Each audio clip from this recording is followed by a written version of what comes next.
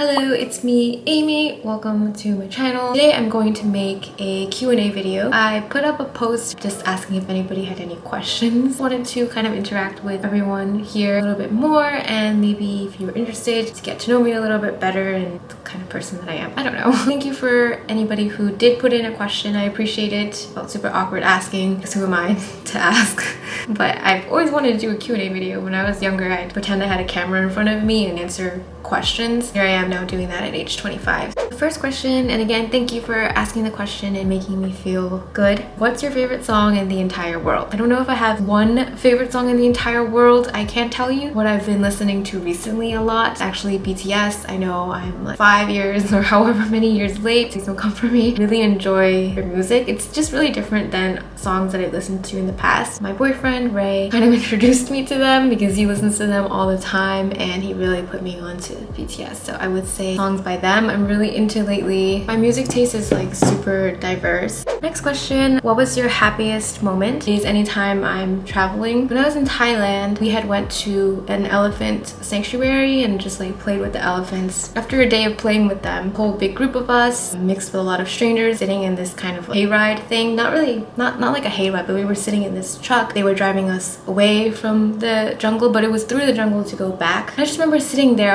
I had headphones in, I was listening to the song Gold Dust, like a Galantis remix. Anyway, the girl across from me, I saw her writing in a journal and everyone just looked genuinely so happy and so peaceful, and the sun was setting. I had just had a really great day, and I remember thinking to myself, this is what true happiness feels like. I feel so happy, and I don't know why I'm getting emotional. I just like miss traveling so much. I would say that was one of my happiest moments. It's something like really random and small. Another one is when I was going on a road trip with my family to Florida. There was this bridge that we crossed going to Key West. The sky and the water, it was basically like all connected. I felt like I was, I don't know, in heaven or something, but I can still see that memory really vividly in my head, and I just remember being really peaceful. So I would say any kind of moments like that when I'm out and about, and it's the smallest things, and it's always when I'm in some kind of moving vehicle or transportation, I feel like, or like in the airplane. Those are literally my happiest memories, and whenever I feel sad, I just think about there are going to be more memories like that in the future where I feel kind of freedom again. Thank you for asking that question. That actually makes me feel a little bit better talking about it now. Do you have any regrets this year? A lot of people always say you don't have any regrets in life, everything happens for a reason, everything is a learning experience. And I do believe it, but I genuinely do think everybody has regrets. While I do regret actions that I've done, I wouldn't change it. This year, or at least something that immediately comes to mind, I regret putting in a lot of energy and time towards things that didn't matter at all, and I am the type of person who kind of dwells a lot, and because of that I think a lot about past friendships that didn't work out or situations that didn't work out. I just dwell on it a lot. I've put in an insane amount of energy to people and, you know, relationships that didn't matter in the end. They're no longer in my life. I'm no longer in their life, yet I put in an insane, I want to tell you, insane amount of energy towards thinking about it, trying to fix it, worrying about it, reaching out about it, and it just didn't matter in the end. And I would say I regret that, but at the same time I wouldn't change it. I think that's made me a stronger person, was able to get clarity on a lot of things. I was able to move on my own terms, even if I did waste a lot of time thinking about it. What is your motivation to get back up when you're at your lowest point? We all are at our lowest points. I'm sweating right now. The heat is on. I'm drinking peppermint tea, which is like boiling hot. So the question, I forgot what I was saying. We all go through our low points, just how life is. It's ups and downs. It's all about balance. When I think of it that way, whenever I am at my lowest point, it doesn't feel as bad, because I always think, sure, I'm down right now, but that just means later I'll be back up. This isn't going to last forever. We all heal on our own time. To more specifically answer your question, I will blast music. Not blast music, but I will play music at our mood booster, play that, and I immediately feel a little bit better. Lately, I have been struggling to get out of bed in the morning. Sometimes I don't see the point of getting out of bed. Sorry if that sounds really dark. What has helped me get out of bed in the morning as of recently was playing music, so that's why I mention it. It motivates me because I feel like someone's singing to me. Why wouldn't I get out of bed? And then as the day goes on, I set little things for myself that I enjoy. It helps to motivate me through the day itself. I always look forward to breakfast because I always eat a really big breakfast. I know not everybody is a breakfast person, but if you really enjoy a certain activity or thing, I would do that right away in the morning, so you can look forward to that. I think that already sets your day off on a really good note. And then after that, just little things throughout the day to kind of reward yourself for completing a task. Even if it's a small task, that's okay. Give yourself breaks, some time off, remember the bigger picture of what your end goal is through everything. I think all those little things are always really good reminders to help me change my gears over and answer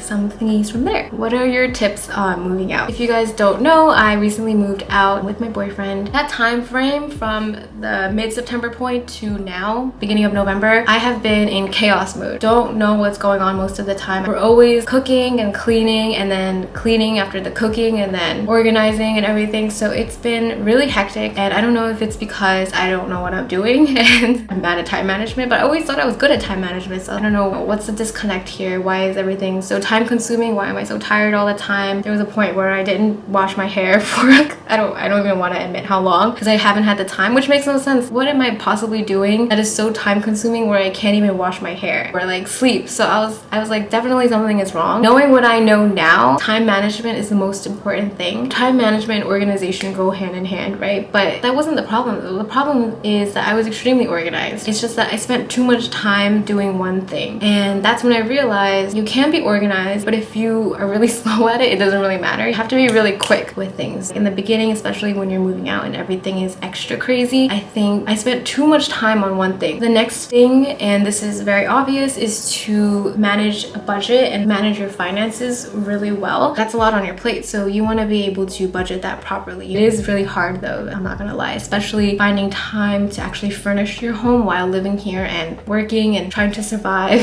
and find meals to cook is a lot. So being organized and actually doing things as fast as you can is ultimately a lifesaver. Hang in there if you're going through the same thing. Furnishing is not a fun time. I always thought it would be so fun, but for some reason it's not as fun as I thought. What are some makeup tips? I love you for asking this question and for thinking that I know anything about makeup. That boosts my confidence because I don't know anything about makeup, but I will answer to the best of my ability.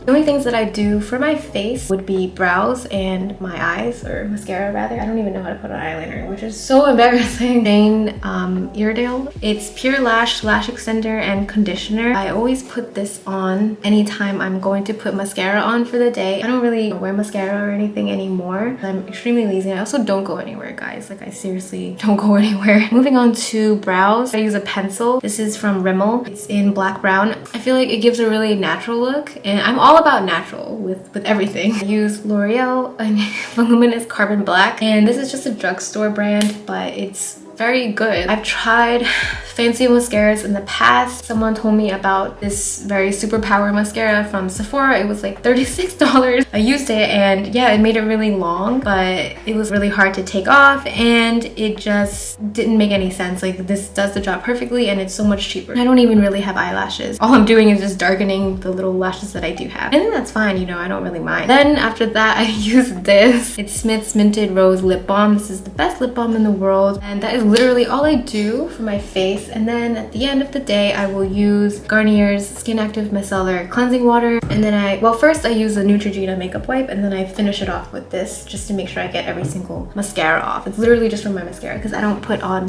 foundation or, you know, anything on my actual face skin. That is my makeup routine. I hope that was helpful. It probably wasn't. How do you stay so confident? I'm actually not a very confident person. I think the best thing you can do is just pretend. Pretend that you are confident. And I pretend that I am the person that I wish I was. YouTube has honestly helped me become more confident. Being able to find a place where you can have a voice in some way really helps with confidence as well. And the last thing, I think, is just starting to care less about what other people think. I'm not gonna let other people, or haters especially, really drain all the goodness out of something that I'm proud of, or that something that I'm doing. To hold on to the good in life, that is a journey, that is a process, especially if it keeps happening, which it does to me. But I think as it happens even more, I can laugh it off and treat it as a joke, or make it very lighthearted, or even respond. That always catches them off guard too. Things like that, turning and twisting the negative into a positive, has really helped me on my confidence journey. Change your mindset on all those things and recognize no one's gonna remember the embarrassing things that you did or whatever it is. No one's really focused on that. I think everyone is focused primarily on themselves, not to make it come across selfish or anything, but we are thinking a lot more about ourselves and like our actions rather than remembering someone else's little actions of the day. Thinking of it in that way has really helped me a lot. Like, okay, this person probably isn't thinking about me, I'm probably not thinking about them, so what? I'm just gonna do me and just focus on me and focus on my own confidence, and that has helped me a lot. What are some relationship tips? So first thing that comes to mind is communication. In addition to communication would have to be trying to understand each other, because you can communicate all you want, speak a million words, whatever it is, but if the other person doesn't like understand where you're coming from, it's just going to go in circles. One person makes another person feel some type of way. I think it's extremely important to also know and trust that your partner didn't do it intentionally. Have the conversation, again, try to understand their point of view, each other's point of view, but also know that they're not out there to hurt you on purpose. Because at the end of the day, none of us are perfect. We all make mistakes, obviously, but being able to resolve that together, know that you're a team, has been extremely beneficial to my relationship as well. We always have daily recaps, and I know now we live together, so we're with each other all the time, but we always had this ritual, I guess, ever since the very beginning, where we always talk for however long it is at the end of the day, depending on how tired we both are, from 30 minutes to 2 hours, recapping on everything in our lives. And I think that's so important because it goes a little bit further than just asking like, oh, how's your day going, right? Like, you know how my day is going, I'm just working. Like, how's your day going? You're just working too. But really having that time and space and energy dedicated to each other, if not every single day, then definitely often enough to really check in on each other. Things that are a little bit more beyond what did your day look like. I mean, those are important too, but I think having those kind of rituals and traditions, you learn more about each other every single day, in my opinion, especially after moving in. Having that constant flow of communication is really important. And again, that differs from person to person or relationship to relationship. It's also important to have boundaries, to have your own space. I'm a hardcore introvert. I need my own space. I need all that time that I can to mentally recharge, just be okay again, to like socialize and everything. So having boundaries, having your own hobbies, like for example, right now I'm in this room with a camera, and it's also great because then you have something to come together and talk about later on, knowing that you are a team at the end of the day, and that is like such a big thing for me. How did your relationship change after moving in together? Everything is now going to be up to us. We do things together now. Back then I would obviously eat breakfast alone, figure that out alone,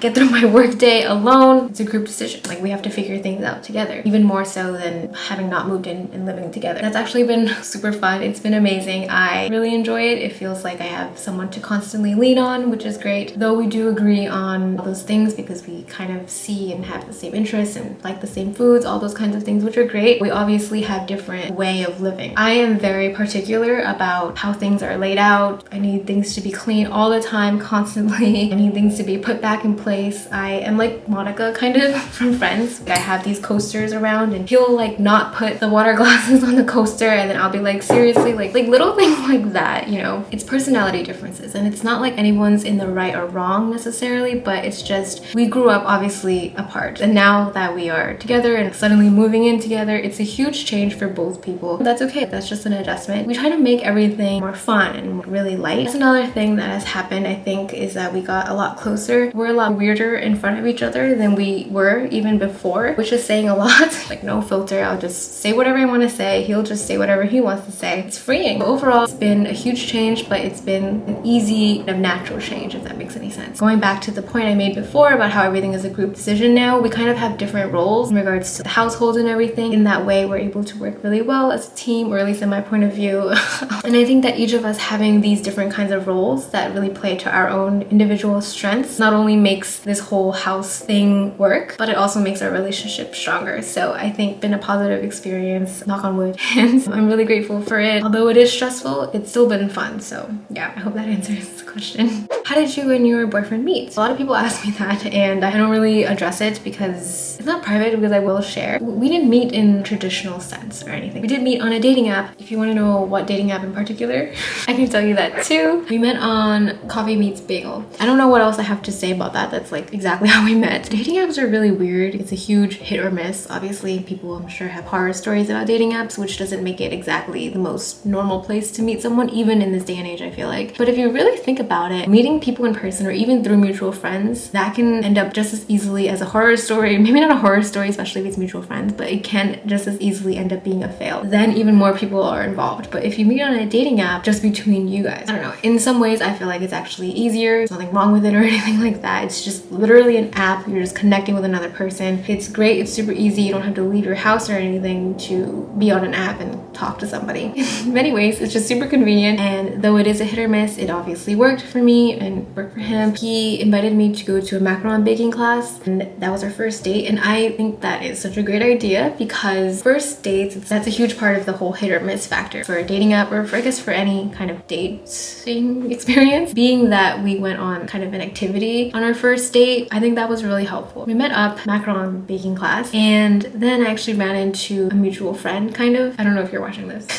I'm just gonna say the story. And I think having someone there that was very familiar to me, they also knew each other or knew of each other, and we were in baking class all together now. It felt really natural. It felt like I've known him for such a long time. It felt more like I'm reconnecting with a friend from college. And I don't know if it's because of the environment that we were in, class-like environment, but it just felt really natural and I felt really good, and it was really fun. Though macaron baking is an extremely long process, probably something that I won't engage in again. It's a great opportunity to not be awkward because you're not just sitting at dinner and looking at each other and thinking of small talk. Doing something together, you can bond over it. Favorite places to shop? I love your style. Heart emoji. I will head straight to the clearance section to walk into Aritzia. That's what I can afford right now. And I actually do shop at H&M a lot. They have cute clothes and they have a lot of basic clothes, which I love. I used to shop at Madewell a lot, especially for their jeans, because I love their denim. I think it's really good quality and it's super cute. So enjoy Everlane. Do like their style. I think I would like to shop there more. Bershka, Express. Enjoy ASOS. Is that how you pronounce it? ASOS? ASOS. It's like an online store that we all know of, but I seriously love that place. This sweater is from ASOS right now, actually. This color block sweater. I think I like it because the ASOS app, it's insanely easy to navigate. I feel like, I don't know, I just like the app. Maybe that's why I like shopping there. And the return policy is really good too. And I also like shopping at Mango. I like shopping at Zara. I haven't been shopping in general in a long time. Everything I wear is really old because I just don't really have the budget right now to shop. I have a few things from Yes Style. They have a lot of cute things and it's fun to look on their website for inspiration. Whenever I traveled somewhere, I would always try to buy jewelry and some piece of clothing from there so I can have it as a memory, another place to shop. If that answers your question, I always try to buy something that I can wear whenever I travel somewhere. I can hold on to that in my closet. I don't know if that's a very Sagittarius-like quality. I'm sorry to bring up astrology. Yeah, but speaking of jewelry, this ring that I'm wearing right now, oh my god, it's stuck. But this I got from Edinburgh, so when I look down at it, oh, I'm remembering Scotland right now. It reminds me of how badly I want to go to Asia. Shopping in Japan is like a dream come true. I guess to finish off this question, I would say favorite place to shop, the entire city of Tokyo. Do you like K-pop? Yes, I guess so. I will tie that back to the other question about what's my favorite song, because I guess right now I do really enjoy K-pop because I think it is really fun and it's definitely a mood booster. Again, I will mention BTS. Do you have any recommendations for me? Down to find and discover more music. If you could live anywhere in the world, where would you live? So those of you who know me already know the place that I'm thinking about. I talk about it all the time. I really want to live in Australia, Sydney, Australia to be exact. I've been to Sydney once, but I was there for a few days and that's it. And for some reason, I just think it's the best place ever. I have everything and it's great weather and I like the way people talk there. I like their accents. I don't know, their coffee, their beaches. I don't know logistically if that could ever work out, but if I could literally just pack up and move, I would go live in Australia. Goodbye New York, goodbye cold weather, goodbye. I would be there if I could. Would you ever want to own a business and what kind of business would it be? I did really want to have a business and a large part of that is because my mom is a small business owner and super hardworking, amazing, super strong personality, and I've always looked up to her in those ways. But if I were to ever have a business, it would center on kind of food, some kind of sit down cafe vibe thing, because food is an industry that I think will never go away. Like, we all like to eat, we all like going out to eat, and I will spend my money on food 100%. A laundromat cafe, like combining a cafe with a laundromat so you can do your laundry. I think doing laundry is very therapeutic, self-wash kind of thing, and while also having really good coffee and pastries and everything, and you can read and meet people in this dream laundromat cafe, which would cost like $1 million to probably rent out in Manhattan, but Anyway, that's just this weird dream that I had. Probably exists already actually in Brooklyn, because I did Google it like a year ago because I was so, oh my god, I'm gonna do this, which was really weird. Have you ever fell down in front of a large group of people or in a crowd? Very specific question. I did. I'm curious what everyone else's experience with that is. For me, I mean, I trip a lot. I trip over my own feet. I trip over air. It's very common, but I do also fall down. I think I was in high school and I was like on a public bus. It was raining that day. So then I struggled a little bit getting onto the bus, tried to put in my Metro card while trying to balance everything, and I just, boom, that was it for me. Slipped, fell flat on my back. Actually, I remember this lady laughed at me too. I was so sad for the rest of my day as a little high school youth. Do you usually remember your dreams in the morning? I love that. Yes. I mean, no. The answer is no. I don't know why I said yes, but I will always remember like the vibe. Was it a good dream? Was it a bad dream? Did Ray do something that I got mad at during the dream? Things like that. But in the past, I did keep a dream log on my phone actually. This was during college, by the way. It helped me remember my dreams a lot better, but since I have not done that for a long time and I'm also older now, my memory really sucks. I can't remember anything. On that note, I would recommend keeping a dream log. Extremely entertaining to read back on and think what was wrong with me back then. This is a very deep question. I love it. If you were told that you had a very short time to live, what would you do with that time? Time moves incredibly and uncomfortably fast, especially as we get older. Knock on wood, but if you were aware of that, obviously the question is, what would I do? I'm trying to think, like thinking out loud. I think on the top of everybody's list, first and foremost, to travel, right? That's something that we usually only allot a certain amount of time for, and you can't do it often. But of course, you had a certain amount of time left on this planet. I would travel all the time, all over the world, a world tour. I don't know, like I would just take it all in. I would eat very unique foods, but I would also eat a lot of comfort foods. Just experience as much of life as possible. Do all those things that you never had time to do, essentially. I would spend as much time as I can with my family and loved ones. I would make a whole bucket list. It also reminds me of what is the last meal that you would have. Ray and I recently talked about, and I was like, what is the last meal you would have? And he said Popeyes or something. For me, I would have a Hainanese dish, because I'm Hainanese. My family's from there, so I would eat something that my grandma makes often, which is Hainan chicken rice. I would eat that with my favorite vegetable dish, and it's gonna sound weird, it translated in English, but it's sweet potato leaves. I think that would be my last meal. And I know this wasn't like a question that was asked, but it just ties into what I would do if I had a short time to live. All right, I just stood up because my back hurts from sitting for so long, but I think that pretty much wraps up the Q&A. Again, shout outs and thank you to everyone who asked a question. Thank you if you watched the video all the way to the end, sending you a lot of good vibes. If you enjoyed, you can click like if you want, you can subscribe, it will be awesome. More importantly, I hope you have a really great day. I've been filming this kind of moving in vlog process for like a few months now. That's gonna be a huge bulk thing to edit at the end of all of it. So hopefully when that comes out, people will watch it. If not, that's fine too. I think it's a good memory. That's something that I'm just working on. In the meantime, I will see you later. Bye. You're probably wondering what this is. This is actually an air filter from the company Taotronics. It is a filter that really helps to purify the air quality and just dust and everything around. And this has been very helpful in moving in journey. Plug it in and show you guys. The filter button, and this is like the speed, and this is, you can change the light on it. Thank you Taotronics for sending me the air filter during this time in my life. Guys, check it out if you want to. I'm gonna include the link in my description. Thanks for watching.